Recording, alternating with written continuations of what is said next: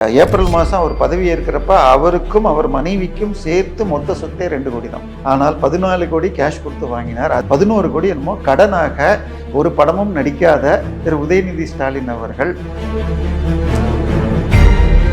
திரு ஸ்டாலின் சார்பாக 16 வக்கீல்கள், இந்தியாவில் உச்சக்கட்ட கான்ஸ்டியூஷன் வழக்கறிஞர்கள் வந்து பேசினாங்கன்னா 50 லட்சம் ரூபா. ஸோ அந்த 500 பக்கத்தில் என்ன இருக்குன்னு நீதிபதி படிக்காமல் இவ்வளோ ஒரு ஹை ப்ரொஃபைல் கேஸை எடுத்திருக்க மாட்டார். நிச்சயமாக இது ஸ்டாலின் மேல் தொங்கும் ஒரு கத்தி தான். பொங்கல் முடிஞ்சு 20ஆம் தேதி வாக்கில் உங்களுக்கு 3 நாள் டேட், 20, 21, 22 மத்தியானம் 2லேருந்து 4 டைம்.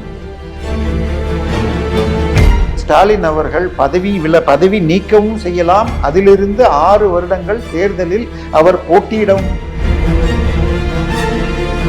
4ஆம் தொன்னையர்கள் அனைவருக்கும் வணக்கம். இன்னைக்கு நம்ம நிகழ்ச்சியில சிறப்பு விருந்தினர் யாருன்னு பாத்தீங்கன்னா அரசியல் விமர்சகர் தேவப்பிரியா அவர்கள் இணைந்துள்ளார். வணக்கம் சார். வணக்கம்.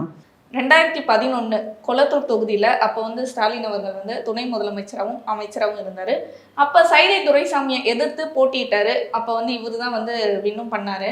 2000 வாக்குகள் கிட்ட தோக்கடிச்சாரு. ஆனா சைதை துரைசாமி அவர்கள் இவர் முறைகேடு பண்ணி வின் பண்ணியிருக்காரு அப்படின்ற மாதிரி ஒரு வழக்கு உச்சநீதிமன்றத்துல போட்டிருக்காரு. அந்த வழக்கு இப்ப எந்த நிலுவையில் இருக்கு, எந்த மாதிரி போயிட்டு இருக்கு சார்? நீங்கள் சொன்ன மாதிரி 2006-11 காலகட்டத்தில் திமுக ஆட்சி இருந்தது. திரு கருணாநிதி அவர்கள் பதவியேற்றார்கள். 6 மாதத்தில் திரு ஸ்டாலின் அவர்கள் ஒரு வீடு வேற வாங்கினார். இதில் தேனாம்பேட்டில் சித்தரஞ்சன் சாலையில். அந்த வீடு 14 கோடி. அது ஏப்ரல் மாதம் அவர் பதவி ஏற்கிறப்ப அவருக்கும் அவர் மனைவிக்கும் சேர்த்து மொத்த சொத்தே 2 கோடி தான். ஆனால் 14 கோடி கேஷ் கொடுத்து வாங்கினார். அதில் 10.5 கோடியை 11 கோடி என்னமோ கடனாக ஒரு படமும் நடிக்காத திரு உதயநிதி ஸ்டாலின் அவர்கள் ஒரு கம்பெனி வச்சு ஸ்னோ ஹவுசிங் பிரைவேட் லிமிடெட் அப்படிங்கிற ஒரு கம்பெனி, அதில் இயக்குநர்கள் திருமதி துர்கா ஸ்டாலின் அவர்களும் உதயநிதி ஸ்டாலின். அதுக்கு இவர் 10.5 கோடி கடன் கொடுக்க அந்த வீட்டை வாங்கினார்கள். அதுக்கப்புறம் அந்த வீட்டோட பக்கத்து வீட்டை வாங்குறப்போ அவனை மிரட்டி வாங்கினாங்கன்னு கேஸ் போட்டு அது வழக்கெல்லாம் சென்று 2011 தோற்ற பிறகாக அவருக்கு அடிஷ்னல் பணம் கொடுத்து கோர்ட்டுக்கு வெளியில் முடிச்சுக்கிட்டாங்க. இப்படியெல்லாம் ஆச்சு. நீங்கள் சொன்ன மாதிரி 2006க்கு முன்னாடி எல்லாம் கிட்டத்தட்ட 1000 விளக்கில் நின்று ஜெயிப்பார். 2009 தேர்தலில் இது நார்த் மெட்ராஸ் தொகுதியில் திரு இளங்கோவன் அவர்கள் 30,000 ஓட்டு லீடில் கொளத்தூரில் ஜெயிச்சாரோ. அப்போ கொளத்தூர் சேஃப் சீட்டு. எதுக்காக? ஏன்னா இதில் 2-3 தடவை தோற்றுருக்காரு. ஒரு தடவையோ 2 தடவையோ தோற்றுருக்காரு 1000 விளக்கில். அப்படிங்கிறப்ப எதுக்கு ரிஸ்க் எடுக்கணும்னு இங்கே போகிறார். ஆனால் அங்கேயும் நல்ல டஃப் ஃபைட் கொடுக்க கிட்டத்தட்ட 2434 ஓட்டில் தான் ஜெயித்தார். அதில் அவர் அதிகார துஷ்பிரயோகம், பணம் கொடுக்கறது, சட்டத்திற்கு எதிரான செயல்கள் இப்படியெல்லாம் செஞ்சார்னு அவர் வழக்கு போடுறாரு. வழக்கு போட்டது சென்னை உயர்நீதிமன்றத்தில் போடுறார். அங்கு அது டிஸ்மிஸ் ஆகப்படுகிறது. அதை எடுத்து 2016-17 அவர் உச்சநீதிமன்றம் போயிட்டார். இத்தனை நாள் இழுத்திருக்காங்க. போன வாரம் திடீர்னு இபிஎஸ் சொன்னார், இந்த வழக்கு நடந்தால் திரு ஸ்டாலின் அவர்கள் பதவி நீக்கவும் செய்யலாம். அதிலிருந்து 6 வருடங்கள் தேர்தலில் அவர் போட்டியிடவும் போகலாம். அப்படி இல்லை, அந்த தீர்ப்பு எதிரானால் அப்படின்னு. என்னடா அது இப்படி ஒன்று நமக்கு தெரியாமல் இருக்கேன்னு சொல்லி போய் நான் உச்சநீதிமன்றத்துலேயும் அது என்ன ஆச்சுன்னு ஃபுல்லாக பண்ணால், அவருடைய சார்பாக திரு ஸ்டாலின் சார்பாக 16 வக்கீல்கள், அதில் ஒரு 2-3 பேர் திமுகவை சேர்ந்தவர்கள், திரு என்ஆர் இளங்கோ, சண்முக சுந்தரம், மீதி எல்லாமே இந்தியாவில் உச்சக்கட்ட கான்ஸ்டியூஷன் வழக்கறிஞர்கள். கபில் சிபலில் தொடங்கி முகுல் ரோத்தகின்னு போகுது. அவங்கெல்லாம் ஒரு நாளைக்கு பேசினாங்கன்னா 50 லட்சம் ரூபா.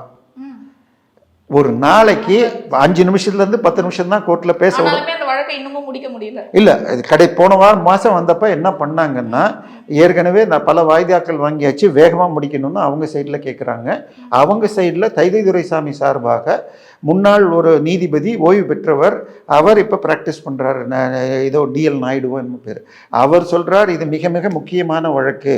ஒரு தேர்தலில் முறைகேடு செய்து வெற்றி பெற்றுட்டு அந்த வழக்கு இவ்வளவு தள்ளி போய் அதுக்கப்புறம் அவர் வேறு பதவியெல்லாம் அனுபவிச்சுட்டு இருக்கார். அதனால இதை முடிச்சே ஆகணும் அப்படிங்கிறாரு. இவர் சார்பாக கபில் சிபல் அவர் நான் அதை சொன்னேன் 50 லட்சம் ரூபா. அவர் இது உடனே யாராவது தவறுன்னு நம்ம நண்பர்கள் சொன்னால், கேரளாவில் இது தங்க கடத்தல் வழக்கில் கேரளா கவர்மெண்ட் சார்பாக இவர் ஆஜரான பொழுது இவருக்கு ஒரு நாளைக்கு 14 லட்சம் plus to and fro airfare plus hotel தங்குறதுக்குன்னு சொல்லி கொடுத்ததுடைய ஆர்டிஐ தகவல் என்கிட்ட இருக்கு. கபில் சிபல் அவர்களுக்கு. இது கவர்மெண்ட்டுக்குன்னா பாதி, ப்ரைவேட்னா டபுள். ஓகேவா? ஸோ இதான் நடக்குது. ஸோ இப்போ கபில் சிபல் வந்து பெரிதாக குரல் கொடுக்குறாரு. இல்லை என் கட்சிக்காரர் பல ஆண்டுகளாக இருக்கிறார், அவர் இப்படி எல்லாம் பண்ணியிருக்காரு, என்னென்னமோ சொல்லி கால அவகாசமும் கேட்டிருக்காரு. இது வந்து 2020 அதான் ரொம்ப டைம் கேட்டாரு. உடனே இவர் என்ன சொல்லிட்டாருன்னா, இவருடைய சைதை துரைசாமி, நான் இதை பற்றி முழுமையாக விளக்க விரும்புகிறேன், எனக்கு 2 நாட்கள் முழுமையாக தேவைப்படும்னாரு. அவர் சொன்னார், இது கோர்ட் நேரம் தான் வேஸ்ட் ஆகும், தள்ளுபடி ஆகும். இல்லை, அவர் சொல்வார், அவரும் பெரிய ஆள் தான். ஏன்னா இதில் என்ன ப்ராப்ளம்னா, இப்போ ஹைகோர்ட் நீதிபதினா 62 வயசில் ரிட்டையர் ஆகிடுவாங்கம்மா. சுப்ரீம் கோர்ட்னா 65 வயசு. இந்த கபில் சிபல், சிதம்பரம், முகுல் ரோத்தகி அல்லது அபிஷேக் மணி இவங்கெல்லாம் 75-80 வயது ஆனவர்கள். இவங்கெல்லாம் சீனியர். இப்போ இவங்க ஜூனியராக இருக்கிறப்ப அவங்க வக்கீலாக இருந்தப்போ அவங்க கேஸை ஜெயிக்கிறதுக்கு இவங்ககிட்ட போயிருப்பாங்க. ஸோ அந்த மரியாதையில் இவர்கள் எதிர்த்தாப்பில் வந்து நின்னா பல கேஸில் வாய்தா கொடுப்பாங்க, இல்லை தவறான சில தீர்ப்புகள் தள்ளி போகும், தவறான தீர்ப்புகளும் வரலாம். ஸோ அதனால இவரும் பெரிய வக்கீலை வச்சதுனால அவர் இப்படி சொன்ன உடனே சரி இப்போ முடியாது, பொங்கல் முடிஞ்சு 20ஆம் தேதி வாக்கில் உங்களுக்கு 3 நாள் டேட், 20, 21, 22 மத்தியானம் 2லேருந்து 4 டைம் கொடுத்துருக்கு. அப்படி அந்த வழக்கு தொடர்ந்து 3 நாள் நடந்தாச்சு. உச்சநீதிமன்றத்தில் என்னுடைய நண்பர்கள் பல பேர் வக்கீலாக இருக்காங்க. போன மாதம் ஒருத்தர் சொன்னார் ஃபோன் பண்ணி, இன்றைக்கி 32 நிமிஷம் நான் பேசினேன். எதிர்த்தரப்பில் தமிழக அரசுக்கு ஏற்றாப்புல வழக்கு தான், அவங்களுக்கு 1 நிமிஷத்தில் கேட்டுட்டு தள்ளுபடி பண்ணிட்டாங்க. எனக்கு தீர்ப்பு என் சாதகமாக வந்துச்சு. அடுத்தது திருப்பி அவரே சொன்னார், இந்த முறை 48 நிமிஷம். ஸோ ஒரு வக்கீல் 30 நிமிஷம் 40 நிமிஷம் பேசுறது கஷ்டம். இது 2.5 மணி நேரம் 3 நாள் கொடுத்துருக்காங்கன்னா, இந்த வழக்கு பேசப்பட்டால் திரு சைதை துரைசாமி தெளிவாக ஆதாரங்கள் வச்சிருந்தார். ஏன்னா இதற்கு முன்னால் திரு இந்திரா காந்தி அவர்கள் 1975 71 தேர்தலில் அலகாபாத் பாராளுமன்ற தொகுதியில் தன்னுடைய ஆளுங்கட்சி பிரதமராக இருந்து கொண்டு அரசாங்க இயந்திரங்களை பயன்படுத்தி ஜெயிச்சார்னு சொல்லி நிரூபிக்கப்பட்டு அவர் பதவி நீக்கம் செய்யப்படுகிறார்னு சொல்ல ஒரே நாளில் போய் ஒரு தவறான தீர்ப்பு, ஒரு நைட்டுக்கு ஸ்டே கிடச்சிது. அன்றைக்கே இந்தியா ஃபுல்லாக அரசியல் சாசனத்துக்கு குப்பையில் போட்டுட்டு நெருக்கடி நிலைன்னு எல்லா எதிர்கட்சியும் கைது பண்ணி வச்சுருந்தாங்க. ஏன்னா இப்போ பீகார்லேயும் தேர்தல் நடந்துச்சு, அங்கேயும் வந்து இந்த மாதிரி வாக்கு முறைகேடுகள் வந்து நடக்குது. வாக்கு முறைகேடுங்கிறது இப்போ ஓட்டு இல்லை, அது பொய்யான கம்ப்ளைண்ட். அதற்கு பதிலடி வந்து நிர்மலா சீதாராமன் அவர்களும் இல்லைம்மா இதெல்லாம் வேணாம். நீங்கள் ஓட்டு போட்டிருக்கீங்களா? நீங்கள் ஓட்டு போட்டிருக்கீங்களா? இது வரைக்கும் போட்டிருக்கீங்களா? நீங்கள் போய் பூத்துக்கு போனீங்கன்னா போகிறதுக்கு முன்னாடி உங்கள் வீட்டிலேயே வந்து பூத் ஸ்லிப்புன்னு கொடுப்பாங்க கட்சிக்காரங்களோ, இல்லை இப்போல்லாம் எலெக்ஷன் கமிஷனுமே வந்து கொடுக்குறாங்க.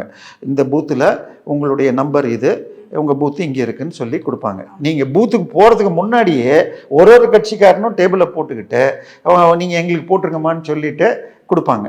இவங்கெல்லாம் பூத் ஏஜென்ட்ஸ்னு பேர். இதெல்லாம் அன்அஃபிஷியல் ஏஜென்ட்ஸ். பூத்துக்குள்ளே போனீங்கன்னா ஒரு கட்சிக்கும் ஒரு ஏஜென்ட் இருக்காங்க.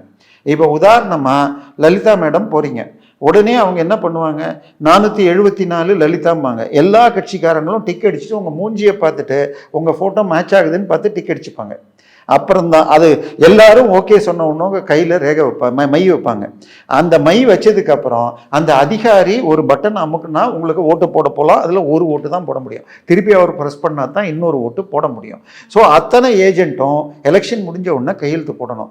நாங்கள் இந்த பூத்தில் 1240 ஓட்டுக்கு 840 தான் வந்தது. வந்தாங்க எல்லாரையும் நாங்கள் சரிபார்த்து தான் போட வச்சோன்னா எல்லோரும் கையெழுத்து போட்டிருக்காங்க. சரியா? ஓட்டு திருட்டுன்னு நீங்கள் சொன்னீங்கன்னு சொன்னால் உங்கள் பூத் ஏஜென்ட்டு என்ன சொன்னான்? ஏன்னா திரு ராகுல் காந்தி என்ன சொன்னார்னா, 2 முக்கியமான கம்ப்ளைண்ட் மாத்திரம் எடுத்துப்போம். அவருக்கு நிறைய காட்டினார். ஒரு பிரேசில் லேடி பேரில் 29 ஓட்டு இருக்குது அப்படின்னாரு.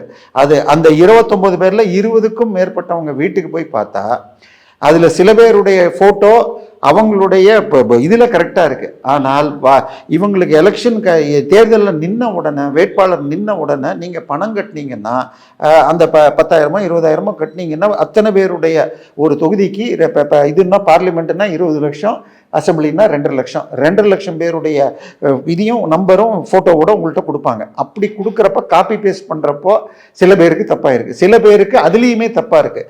நாங்கள் எங்களுடைய ஒரிஜினல் ஆதார் பேனையும் இது ஓட்டர் ஐடியை காட்டி 20 பேரும் நாங்கள் எங்கெங்கே பூத்தில் கரெக்டாக ஓட்டு போட்டோம்ட்டாங்க. ஸோ இவர் சொன்ன 29ல் 20க்கும் மேற்பட்டவர்களை ட்ரேஸ் பண்ணால் கரெக்டாக இருந்தது. இவ்வளோ கண்காணிப்போட தான் அந்த ஓட்டு வந்து நடந்திருக்கு. இருங்க, அதுக்கு அடுத்தது என்னன்னு பார்த்தீங்கன்னா, ஒரு பெண்மணிக்கு 2 பூத்தில் 259 ஓட்டு இருக்குன்னாங்க. இப்போ நான் சொல்கிறது, நீங்கள் ஒரு தடவை போட்டுட்டு வெளியில் வரணும்னா கூட்டமே இல்லைன்னா கூட இந்த ப்ராசஸுக்கு 15 நிமிஷம் ஆகும். கூட்டம் இருந்தால் அரை மணி நேரத்துலேருந்து 1 மணி நேரம் குறைஞ்சபட்சம். அப்போ 250 முறை போடணும்னா அரை மணி நேரம்னு போட்டாலே இப்போ போட்டால் 24 தான், 12 மணி நேரம் வச்சு. காலைல 8லேருந்து சாயங்காலம் 6 மணி வரைக்கும் நீங்கள் உள்ளே போயிடணும். 6 மணிக்கு முடிகிறப்ப நீங்கள் உள்ளே இருந்தால் டோக்கன் கொடுத்தா 8 மணி வரைக்கும் 9 மணி வரைக்கும் போடலாம். 8லேருந்து 6ன்னு நீங்கள் வச்சுக்கிட்டா 8 நாளும் 12 ஆறும் 10 மணி நேரம். 10 மணி நேரத்தில் அதிகபட்சம் அரை மணி நேரத்துக்கு போட்டால் 20 தான் போட முடியும். அவரே எப்படி 2 பூத்துக்கு போக முடியும்? 250. அந்த பூத்தில் இருந்த காங்கிரஸ் ஏஜென்ட்டு அந்த 250 ஓட்டில் எத்தனை ஓட்டு போலாச்சுன்னு அதை கொடுக்காம என்கிட்ட சிசிடிவி ஃபுட்டேஜ் கொடுங்கன்னு இவர் பேசிட்டு இருக்காரு. பிரச்சனை என்னன்னா, எலெக்ஷன் எப்படி நடக்குதுன்னு தெரிஞ்ச எல்லோருக்கும் பூத்துல சோரிங்கிறது பண்ணவே முடியாது அப்படிங்கிறது தெரியும். சரியா? ஏன்னா பண்ண முடியும்னா எப்படி பண்ண முடியும்னா, சாயந்தரம் 4 மணிக்கு மற்ற கட்சி ஏஜென்ட்லாம் காசை கொடுத்து அனுப்பிச்சிட்டு திருப்பி ஒரே ஆளை 4-5 ஓட்டு போட வைக்கணும்னா அது அவ்வளவு எளிது கிடையாது. ரேராக சில பூத்தில் ஊருக்கு வெளியில் நடக்கலாம். பட் மற்றபடி வேற மாதிரி பண்ணவே முடியாது. ஓட்டு நீக்குறது என்று நடந்தால் அவங்க ஃபிசிக்கலாக வெரிஃபை பண்ணிட்டு தான் நீக்குவாங்க. கிட்டத்தட்ட 65 லட்சம் பேரை பீகாரில் நீக்கினன்னு சொன்னாங்க. அதில் 22 லட்சம் பேர் செத்து போனவங்க, 28 லட்சம் பேர் அந்த அட்ரஸில் அவங்க இல்லவே இல்லை. ஒரு 8 லட்சம் பேர் ஒருத்தருக்கு 2-3 ஓட்டு, எனக்கே 2 ஓட்டு இருந்ததுமா. சரியா? இப்போ நீக்கப்பட்டிருக்கு. ஸோ இது மாதிரி விஷயங்கள். ஐ மீன் சொந்த வீட்டிலேருந்து வாடகை வீட்டுக்கு போனால் அங்கே எழுதி கொடுத்துட்டு இங்கே காலி இது பண்ணிவிட்டு தாலுக்கா ஆஃபீஸில் போய் எழுதி கொடுத்துட்டு புது வாங்குவோம். புதுசு வந்துடும், ஆனால் அவங்க நீக்க மாட்டாங்க. இந்த மாதிரிலாம் இருக்கும்.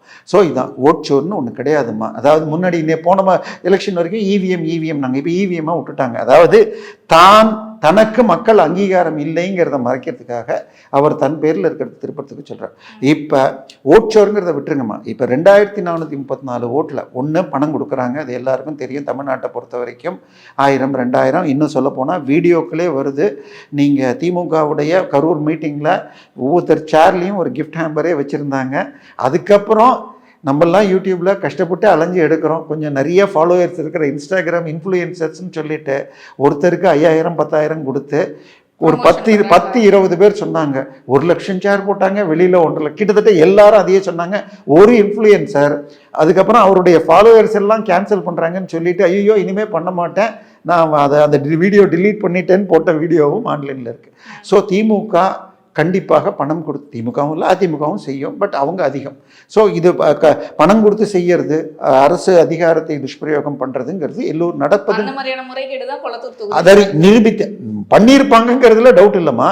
அதை ஆதாரங்களோடு நிரூபித்தால், ஏன்னா பணம் கொடுக்கறது எல்லாருக்குமே தெரியும். இன்னும் ஈரோடு ஃபார்முலான்னு பட்டி கட்டிலாம் வச்சு 10 நாளைக்கு தினம் சாப்பாடு பிரியாணி போட்டு 1000 ரூபா கொடுத்தாங்கங்கிறதெல்லாம் வீடியோ வந்தாலும் அதை இது எலெக்ஷன் கமிஷன் எடுத்துக்கல. ஸோ இந்த முறை இவர் கோர்ட்டுக்கு போய் நிரூபித்தால் ஸ்டாலின் அவர்கள் பதவி நீக்கம் மட்டும் இல்லாமல் அதிலிருந்து 6 வருடங்கள் எலெக்ஷனில் போட்டி போட முடியாது, ஜெயில் தண்டனை கொடுத்தா ஜெயிலுக்கும் போக வேண்டியிருக்கலாம். பட் நிரூபிக்கும் வாய்ப்புகள் எவ்வளோங்கிறது தெரியாது. ஏன்னா எந்த மாதிரி கொடுக்கப்படுகிற ஆதாரங்கள், ஏன்னா அவ்வளவு எளிதாக நடக்கிறது இல்லை. பட் உச்சநீதிமன்றம் இதை ஏற்றுக்கொண்டிருக்குன்னா, ஏன்னா நமக்கு தான் ஆதாரம் இல்லை. அந்த பெட்டிஷனை அவங்க ஏற்றுக்கிட்டாருனாலே நீதிபதி அதை பார்த்துருப்பார்னு அர்த்தம். ஒரு பெட்டிஷனை அனுப்பிச்சாலே அனெக்ஸ்டர்னு சொல்லி 200லேருந்து 500 பக்கம் வச்சுருப்பாங்க. ஸோ அந்த 500 பக்கத்தில் என்ன இருக்குன்னு நீதிபதி படிக்காமல் இதை இவ்வளோ ஒரு ஹை ப்ரொஃபைல் கேஸை எடுத்திருக்க மாட்டார். நிச்சயமாக இது ஸ்டாலின் மேல் தொங்கும் ஒரு கத்தி தான். ஸோ இது ஜனவரி 20க்கு மேலே இந்த தீர்ப்பு எதிராக போனால் அவர் பதவி இழப்பும் போட்டி போடாமையும் போக வாய்ப்பு இருக்கிறது. பொறுத்திருந்து பார்ப்போம் சார் ஜனவரி வரை.